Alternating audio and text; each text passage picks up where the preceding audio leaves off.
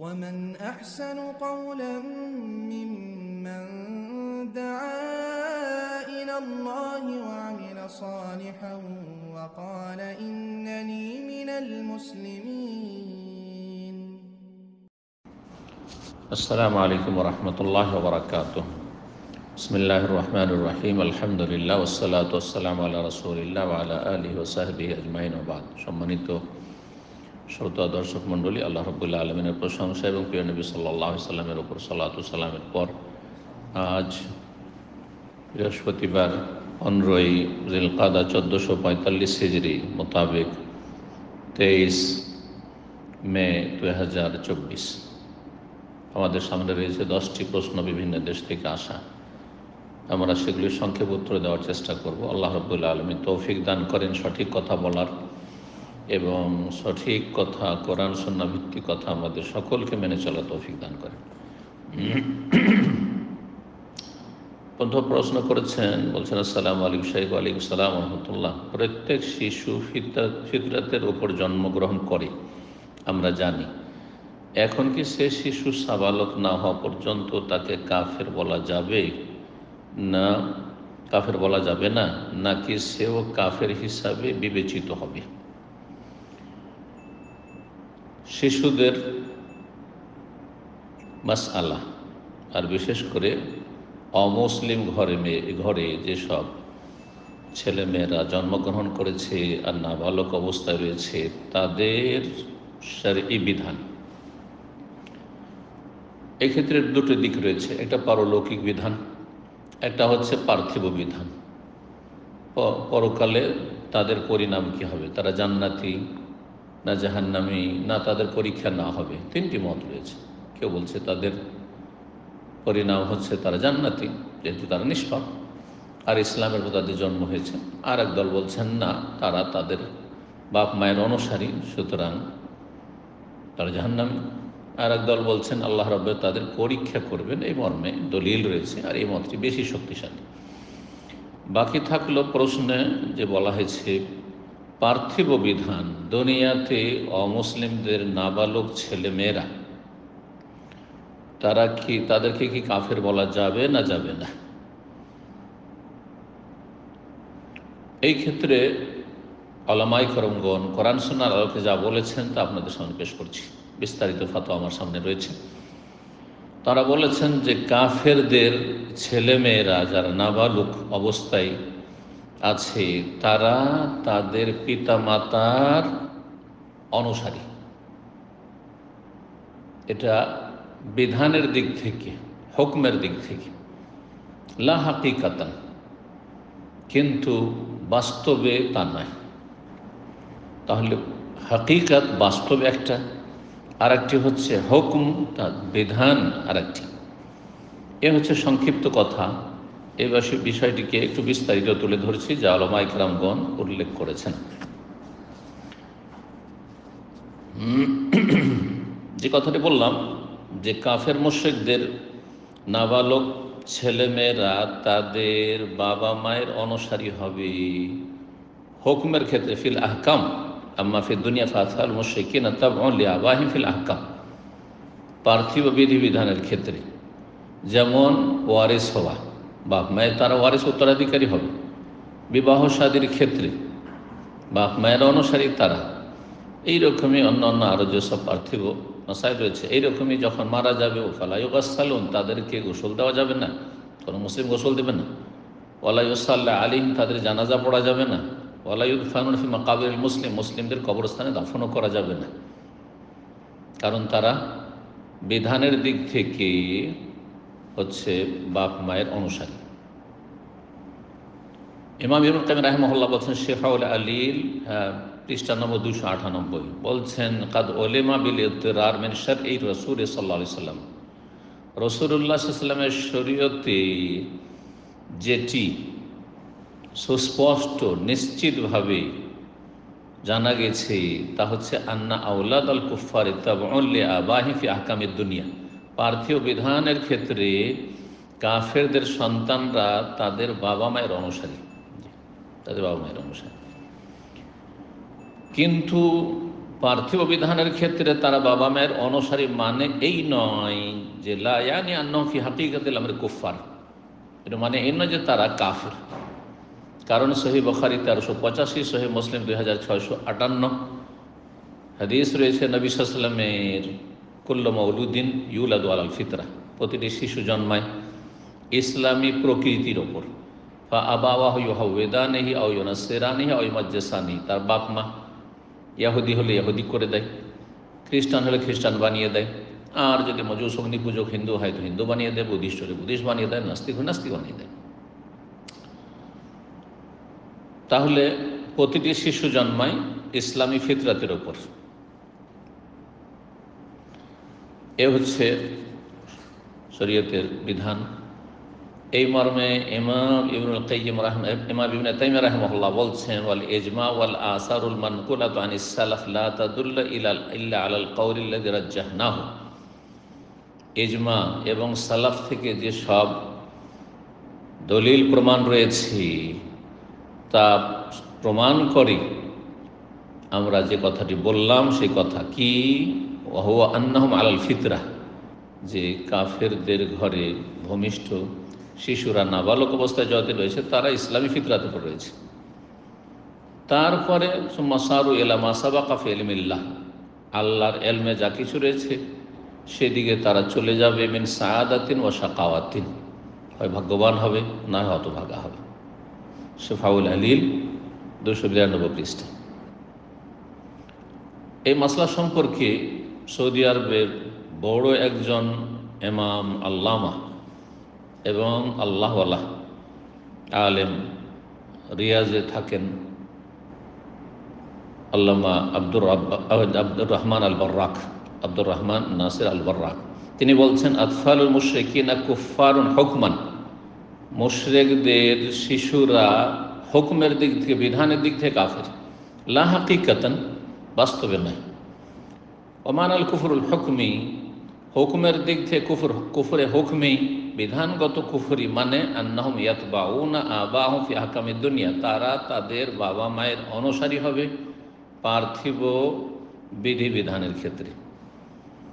কিন্তু এখানে একটি কথা জেনে রাখতে হবে শেষখানে, তা হচ্ছে যে মুসলিমদের আর বিশেষ করে অমুসলিমদের শিশুদের সম্পর্কে বেশি বেশি জিজ্ঞাসাবাদ করা এটা ভালো নয়, প্রশ্ন করা ভালো নয়। এই মর্মে একটি হাদিস রয়েছে, ইমাম আহমদ বিন হাম্বালের ছেলে ইমাম ছিলেন ইমাম আবদুল্লাহ বিন ইমাম আহমদ, কিতাবুস সুন্নাহ 2য় খণ্ড 401 পৃষ্ঠায় এই হাদিসটি নিয়ে এসেছেন। ইমাম ইবনে হিব্বান হাদিসটি নিয়ে এসেছেন, হাদিস নম্বর 6724। ইবনে আব্বাস রাদিয়াল্লাহু তাআলা আনহু থেকে বর্ণিত, তিনি বলেন, লা ইয়াজালু আমরু হাযিহিল উম্মাহ, এটি মওকুফ হাদিস, ইবনে আব্বাস রাদিয়াল্লাহু তাআলা আনহু, এই উম্মতের বিষয়টি সবসময় কেওয়ামান আও মুকারিবান, প্রতিষ্ঠিত থাকবে, মা লাম ইয়াতাকাল্লামু ফিল উইলদান ওয়াল কাদ, যতক্ষণ পর্যন্ত তারা শিশুদেরকে নিয়ে আর তকদির সম্পর্কে বেশি আলাপ আলোচনা করবে না, তকদির সম্পর্কে বাড়াবাড়ি করা আলোচনায়। আর নাবালক, উইলদান বলতে এখানে আরাদাবি হাতফাল মুশরিকিন, কাফেরদের ঘরে ভূমিষ্ঠ শিশুদের ক্ষেত্রে আলাপ আলোচনা করে তারা জান্নাতি না জাহান্নামী, তারা দুনিয়া মুসলিম না কাফের, এসব আলোচনা না করে উচিত। জি, এই ছিল আজকের প্রথম প্রশ্ন। দ্বিতীয় প্রশ্ন বলছেন, আসসালামু আলাইকুম। ওয়ালাইকুম আসসালাম রাহমাতুল্লাহ, বাংলাদেশে বৃষ্টির জন্য দোয়াতে সবাই এরকম হাত উল্টাপিট করে ধরে দোয়া করছে, এর কি কোনো সঠিক নিয়ম আছে? জাযাকাল্লাহ খের। জি, গুরুত্বপূর্ণ একটি মাসলা। এই মাসলা সম্পর্কে একটু বিস্তারিত আলোচনা করি। এই মাসলা সম্পর্কে ওলামাদের দুটি মত রয়েছে, ওলামাদের দুটি মত রয়েছে দোয়া সম্পর্কে। তাহলে কয়েকটি কথা বলি। একটি কথা হচ্ছে যে সহিহ হাদিস দ্বারা প্রমাণিত যে দোয়ার ক্ষেত্রে কিবলামুখী হয়ে দোয়া করা মুস্তাহাব এবং 2 হাত উঠিয়ে দোয়া করা হচ্ছে মুস্তাহাব। 2 হাত উত্তোলন করে দোয়া করা, কিবলামুখী হয়ে দোয়া করা। হাত উঠাবেন কিভাবে? হাত উঠাবেন এই সিনা পর্যন্ত সাধারণ দোয়ায়, এবং দুটোকে খোলা রাখবেন। অনেকেই দোয়া করে এইভাবে বা এইভাবে না, দুটোকে মিলিয়ে, এইভাবে নয়, দুটোকে মিলিয়ে ওয়াইবসুতহুমা মাজমুমাতাইন, দুটোকে মিলিয়ে রাখবেন এবং খুলে রাখবেন। অবতুনহুমা ইলাস সামা, আর হাতের ভিতর ভাগ, এই যে হাতের তলা, এটা আকাশের দিকে থাকবে। এই মর্মে সুনান আবু দাউদের 1486 নম্বর হাদিস মালিক বিন ইয়াসার বর্ণনা করছেন, আন্না রাসূলুল্লাহ সাল্লাল্লাহু আলাইহি ওয়াসাল্লাম রাসূল বলেছে, ইজা সাআলতুমুল্লাহ ফাসআলুহু বিবুতুনি আকুফিকুম, তোমরা যখন আল্লাহর কাছে চাইবে তখন তোমরা তোমাদের হাতের তলা সামনে নিয়ে চাইবে, হাতের তলার মাধ্যমে চাইবে, হাতের তলা ওপরে রাখবে। ওয়ালা তাসআলুহু বিযুহুরিহা, হাতের ওপর ভাগ দিয়ে চাইবে না, এইভাবে চাইবে না। ইমাম আলবানী রাহিমাহুল্লাহ হাদিসটিকে সহিহ বলেছেন। এই হাদিস সাধারণ দোয়া সম্পর্কে, আর এর মধ্যে একদল বলছেন যে ইস্তেসকার দোয়া শামিল। ইবনে উসাইমিন রাহমাতুল্লাহ আলাইহি এই হাত উঠানো সম্পর্কে বলছেন যে হাতুর ইয়ারফাউ ইয়াদাইহি ইলা সাদরিহি, সিনা পর্যন্ত বুকের সামনে উঠাবে, ওয়ালা ইয়ারফাউ কাসিন, অনেক বেশি উঠাবে না, একবারে মাথার উপর উঠিয়ে নিচ্ছে। কারণ লিআন্না হাযা দুআ লাইসা দুআ ইবতিহাল, সাধারণ দোয়া এটি একেবারে অসহায় হওয়ার দোয়া নয়, আপনার কাকুতি মিনতির দোয়া নয়, যাতে বেশি হাত বেশি পরিমাণ ওঠানো রয়েছে, যেমন ইস্তিসকার দোয়া রয়েছে। আর হাত যে ওঠা ওয়াইবসুতু ইয়াদাইহি, হাতকে সম্প্রসারিত রাখবে, অবতুনহুমা ইলাস সামাই, আর হাতের ভিতর ভাগ আকাশের দিকে থাকবে, এইভাবে বুকের সামনে, বা অনেকে বলেছে চেহারার সামনে। জি,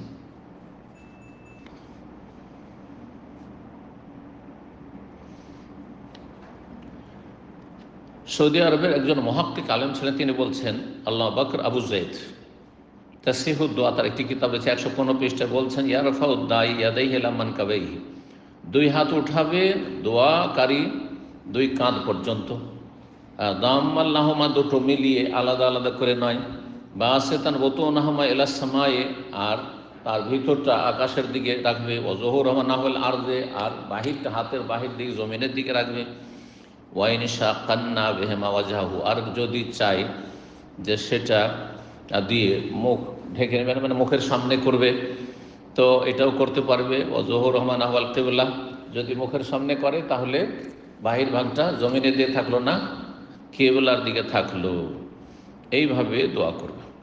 এখন দোয়ার ক্ষেত্রে ইস্তিসকার দোয়া, মূলত প্রশ্ন, ইস্তিসকার দোয়ার ক্ষেত্রে কি ভিন্ন নিয়ম রয়েছে? একদল বলছেন ভিন্ন নিয়ম রয়েছে, আর একদল বলছেন না, ভিন্ন নিয়ম নেই, একই নিয়ম ইস্তিসকার দোয়ারও এবং সাধারণ অন্যান্য দোয়ারও। যারা বলছেন যে ইস্তিসকার জন্য ভিন্ন দোয়া, তারা বলছেন আন্না দোয়া ইযা কানা লিরাফিল বালা, বালা মুসিবত দূরীভূত করার জন্য, আর অনাবৃষ্টি হচ্ছে বালা মুসিবত, বালা মুসিবত দূরীভূত করার জন্য যে দোয়া হয়, যা আলা জাহারা কাফাইহি ইলাস সামা, তাহলে হাতের বাহির ভাগ আকাশের দিকে, এইভাবে দোয়া করবে, এইভাবে দোয়া করবে। ওয়াইন কানা লিতালাবি শাইইন ওয়া তাহসিলি, আর যদি এমনি কোনো কিছু আল্লাহর কাছে পাওয়ার জন্য, চাওয়ার জন্য দোয়া করেন, যে আল্লাহ বাতনা কাফি ইলাস সামাই, তাহলে দুই হাতের ভিতর ভাগ আকাশের দিক করবেন। এই মতটি ইমাম নওয়াবী রাহিমাহুল্লাহ, শাফি মযহাবের তিনি মুহাদ্দিস এবং ফকিহ, এবং সহিহ মুসলিমের প্রসিদ্ধ যে ভাষ্য সারহা তার রয়েছে। এই সারহাই, এই ভাষ্যের 6ষ্ঠ খণ্ড 190 পৃষ্ঠায় তিনি বলছেন, কালা জামাতু মিন আসহাবিনা ওয়া গায়রুহুম, আমাদের সাথী সঙ্গীদের একদল এবং অন্য অন্যরাও, অর্থাৎ শাফি মযহাবের বেশ কিছু ওলামা এবং অন্যান্য মযহাবের বেশ কিছু ওলামারা, তারা বলেছেন as-সুন্নাতু ফি কুল্লি দুআইন লিরাফি বালাইন, যদি বালা মুসিবত দূর করার জন্য দোয়া হয় তাহলে সুন্নত হচ্ছে কাল কাহতে, যেমন অনাবৃষ্টি, ওয়ানাহবিহি, আর এই ধরনের অন্য কোনো বালা মুসিবত কি করতে হবে, ইয়ারফা ইয়াদাইহি, দুই হাত উত্তোলন করবে, ওয়াজআলু যাহারা কাফাই ইলাস সামা, আর দুই হাতের বাহির ভাগ আকাশের দিকে উল্টো করে আকাশের দিকে করে দোয়া করবে। ওয়াইদা দাআলি সাওয়ালি শাইইন ওয়া তাহসিলিহি, আর কোনো কিছু এমনি চাওয়ার জন্য যদি দোয়া করেন, হাসিল করার জন্য, জাআলা বাতনা কাফাই ইলাস সামায়, তাহলে দুই হাতের ভিতর ভাগ আকাশের দিকে করবেন। জি, আর এই মর্মে তিনি সহিহ মুসলিমের 895 নম্বর হাদিস দলিলে পেশ করেছেন, এবং অন্যরাও যারা এই মত পোষণ করেছেন, যেমন আহলে হাদিস ওলামারা প্রায় তারা এই দলিল পেশ করে থাকেন। আনাস বিন মালিক রাদিয়াল্লাহু তাআলা আনহু বর্ণিত, তিনি বলেন আন্নান নবী ইস্তাসকা, নবী সাল্লাল্লাহু আলাইহি ওয়াসাল্লাম বৃষ্টি চাইলেন আল্লাহর কাছে, ইস্তিসকা করলেন। ফাআশারা বিযাহরি কাফাই ইলা সামা, তখন তিনি আকাশের দিকে দুই হাতের বাহির ভাগ দ্বারা ইশারা করলেন। ইশারা করলেন মানে দোয়া করলেন। বাহির ভাগ জাহরি কাফাই শব্দটি রয়েছে, এটি হচ্ছে একদল ওলামাদের মত। ওয়াজাহাবা আখারুনা মিন আহলিল ইলম, আর এক দল এই পক্ষে গিয়েছেন যে আন্না দুয়া কুল্লাহু ইয়াকুনু বিবতুনিল আকুফ, সমস্ত দোয়া হবে হাতের ভিতর ভাগ উপরে করে, হাতের ভিতর উপরে করে। তাহলে নবী সাল্লাল্লাহু আলাইহি ওয়াসাল্লাম সম্পর্কে যে আনাস মালিক বলছেন যে তিনি দুই হাতের বাহির ভাগ দিয়ে আকাশের দিকে ইশারা করেছেন ইস্তিসকার সালাতে, বলছেন যে এটি হচ্ছে মাহমুলুন আলা শিদ্দাতির রাফ। এর উদ্দেশ্য হচ্ছে যে নবী সাল্লাল্লাহু আলাইহি ওয়াসাল্লাম যখন ইস্তিসকার দোয়া করেছেন তখন খুব বেশি উঁচা করে উঠিয়েছেন। স্বাভাবিক দোয়াতে সিনার সামনে থাকবে বা মুখের সামনে থাকবে এমনটা করেন, বেশি উঠিয়েছেন। বেশি যখন উঠিয়েছেন এইভাবে, তখন বাহির ভাগ আকাশের দিকে যেন হয়ে গেছে। তারা এইভাবে ব্যাখ্যা করেছেন। এই ব্যাখ্যাকে সমর্থন করেছেন, এই ব্যাখ্যাই করেছেন আল্লামা বাকর আবু যায়েদ, সৌদি আরবের মুহাক্কিক একজন আলেম রাহিমাহুল্লাহ তাআলা। তিনি বলছেন ফাশা বিযাহরি কাফা ইলা সামা, আকাশের দিকে দুই হাতের বাহির ভাগ দিয়ে ইশারা করেছেন। এই মিন শিদ্দাতির রাফএ বিয়াদিহি, খুব বেশি করে উঁচা করে হাত ওঠানোর জন্য। কান্না যুহুরা কাফে নাহবাসমা, মনে হচ্ছিল যে নবী সাল্লাল্লাহু আলাইহি সাল্লামের দুই হাতের বাহির ভাগ আকাশের দিকে রয়েছে। এইভাবে নয়, এইভাবে উঠিয়েছেন, মনে হচ্ছে যে আকাশের দিকে কি রয়েছে। এইভাবে যদি কেউ চায় আল্লাহ এইভাবে, তো খানিকটা ওইরকম হয়ে যায়, এ কথাই তারা বুঝিয়েছেন। আর এই মতটি হচ্ছে ইমাম শাইখুল ইসলাম ইবনে তাইমিয়া রাহিমাহুল্লাহ, তার থেকে নকল করেছেন ইমাম মারদাউই, বলছেন যে ওয়াখতারাহু শেখ তাকিউদ্দিন, ইমাম তাকিউদ্দিন ইবনে তাইমিয়া রাহিমাহুল্লাহ এই মতটি পছন্দ করেছেন। আর তিনি বলছেন সারা কাফফুহু নাহওয়াস সামা লিশিদ্দাতির রাফে, নবী সাল্লাল্লাহু আলাইহি ওয়াসাল্লামের হাত আকাশের দিকে, মানে হাতের বাহির আকাশের দিকে হয়েছে কিভাবে, লিশিদ্দাতির রাফে, খুব বেশি উঁচা করে উঠানোর জন্য, লা কাসদাল্লাহু, ইচ্ছা করে এইভাবে তিনি করেননি দোয়া।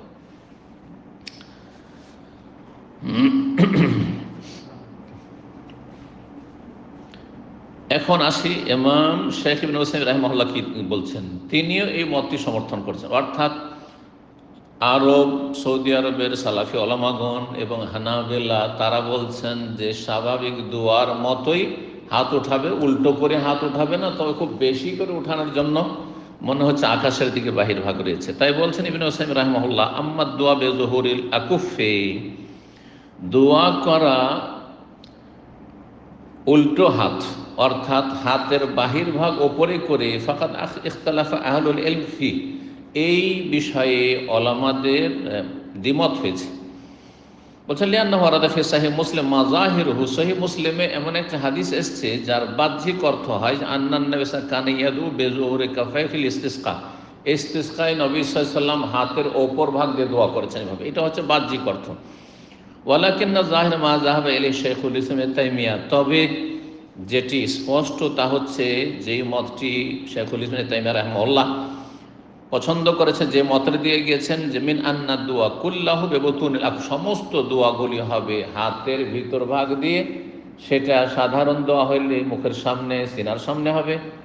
আর যদি ইস্তিসকার দোয়া হয়, বালা মুসিবত দূর করার দোয়া হয়, তো বেশি করে উঠাবে যেন আকাশের দিকে বাহির ভাগ হয়ে আছে।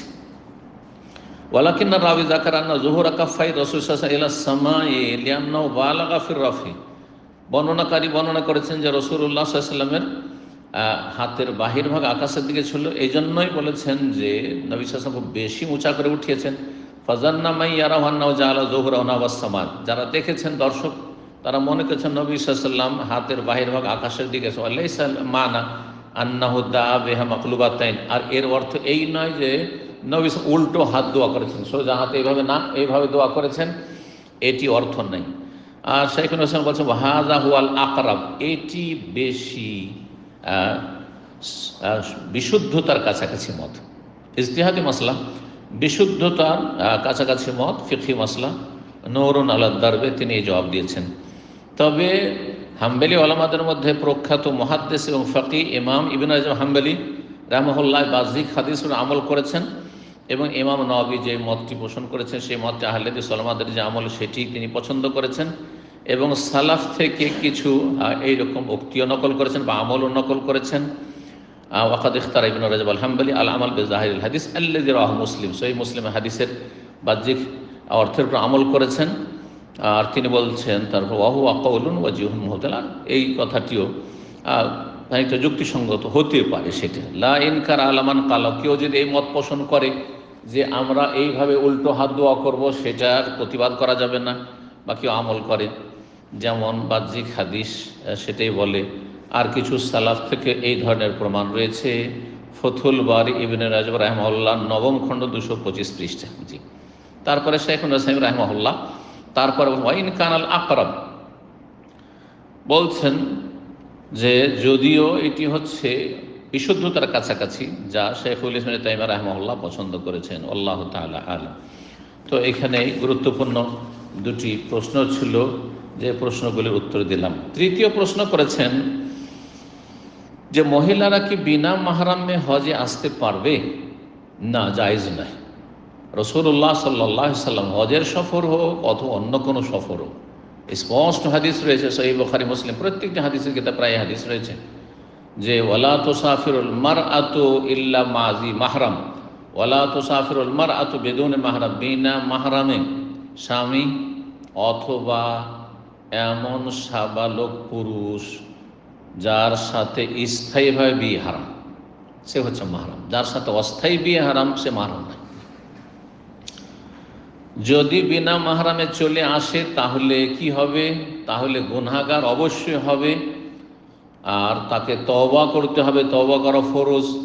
হজ তার আদায় হয়ে যাবে যদি ফরজ হজ আদায় হয়ে থাকে, বা নফল হয় হজ হবে, কিন্তু সে গুনাহার বোঝা নিয়ে যাবে। সুতরাং এমন কাজ করবে না। মহিলাদের হজের ফরজ হওয়ার জন্য, হজের শক্তি সামর্থ্যের জন্য একটি শর্ত হচ্ছে ওজুদ মাহরাম, মাহরাম বিদ্যমান থাকা। যদি সফর সঙ্গী মাহরাম পাই তাহলে হজে আসবে, না হলে হজ ফরজ হয়নি, আল্লাহ জিজ্ঞাসা করবে না। সুতরাং কোনো জায়গায় কোনো আইনত বৈধতা দিয়েছে সেটা থেকে আপনারা নেবেন না যে শরীয়তে সেটি বৈধ রয়েছে, সেটা শরীয়তে বৈধ নয়, জায়েজ নয়।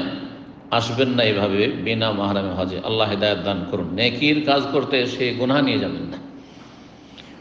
4 নম্বর প্রশ্ন বলছেন আসসালামু আলাইকুম শেখ। ওয়ালাইকুম সালাম ওয়া রাহমাতুল্লাহ। আমরা এমন একটি ঈদগাহ ময়দানে সালাত আদায় করেছি যেটার ডান দিকে কবরস্থান, এবং কবরস্থান প্রাচীর দিয়ে ঘেরা, কিন্তু ঈদগাহ ময়দানের ডান পাশে একটু কবরস্থানের কোণা এসে যায়, কিন্তু সেখানেও কবরস্থানের প্রাচীর আছে। তারপরেও আমরা কাপড়ের সামিয়ানা টানিয়ে প্রাচীরের মতো করে বেড়া দিয়েছিলাম। ওস্তাদ, এই উক্ত ঈদগাহ ময়দানে কি সলাৎ হবে যদি ঘেরা থাকে? যেমন বলছেন যে প্রাচীর দেওয়া আছে, বেড়া দেওয়া আছে, তাহলে সলাৎ হবে, কোনো অসুবিধা নেই। নাকি ঈদগাহ মাঠ ও কবরস্থানের মাঝে ইটের প্রাচীর তৈরি করতে হবে? এক কথায় বেড়া প্রাচীর থাকলেই হলো, সে কাঁচা প্রাচীর হোক আর ইটের প্রাচীর হোক, যদি ঘেরা থাকে, আলাদা পৃথক করা থাকে, তাহলে সেখানে সলাৎ জায়েজ।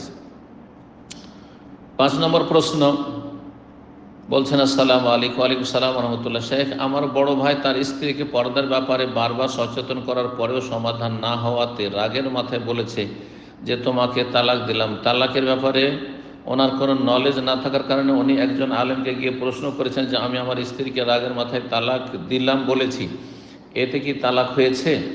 তাকে জানানো হয়েছে যে জি, এর দ্বারা আপনার 1 তালাক হয়েছে। এখন তার মনে তালাকের ব্যাপারে ভয় ঢুকেছে।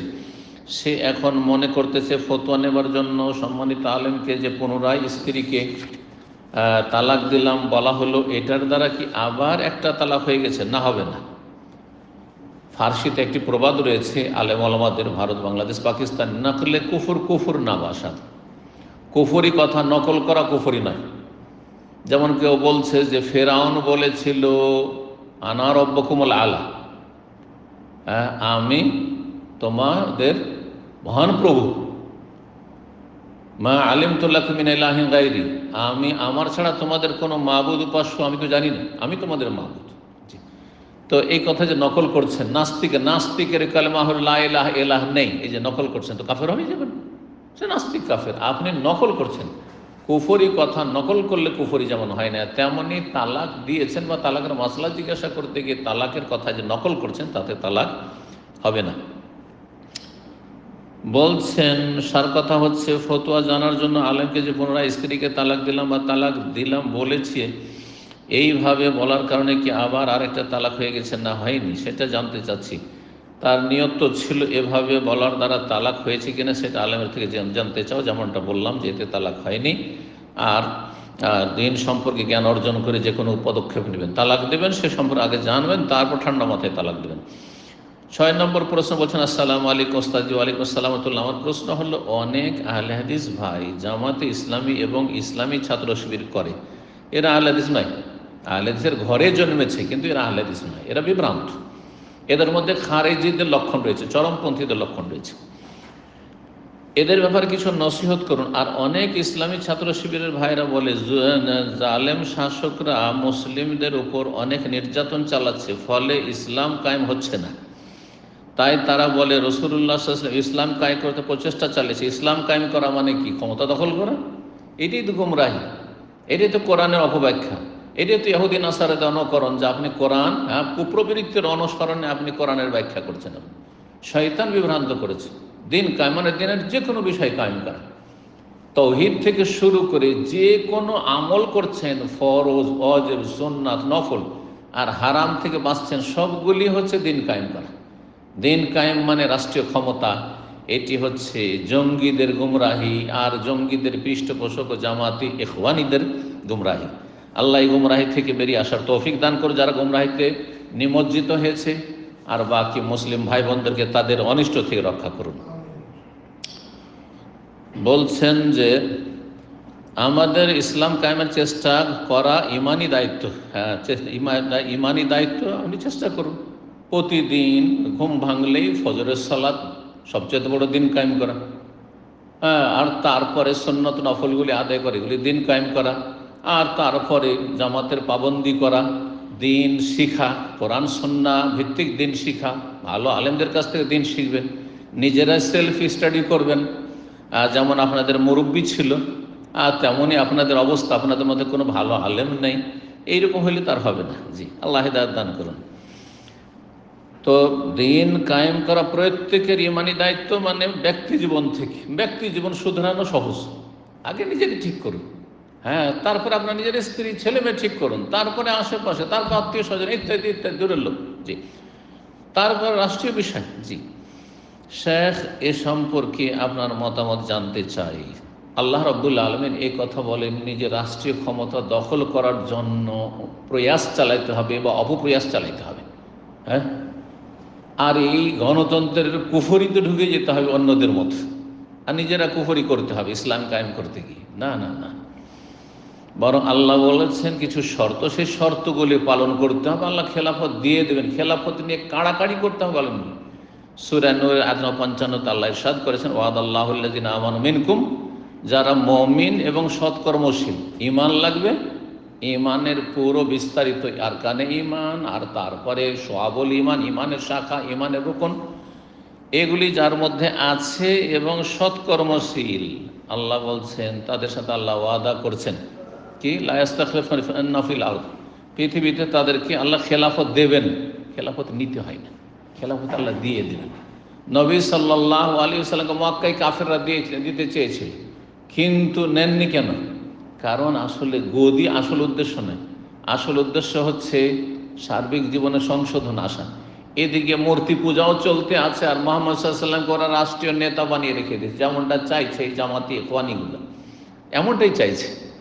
তো নবী সাল্লাল্লাহু আলাইহি ওয়াসাল্লাম নেননি, এই অফার তো কবুল করেননি।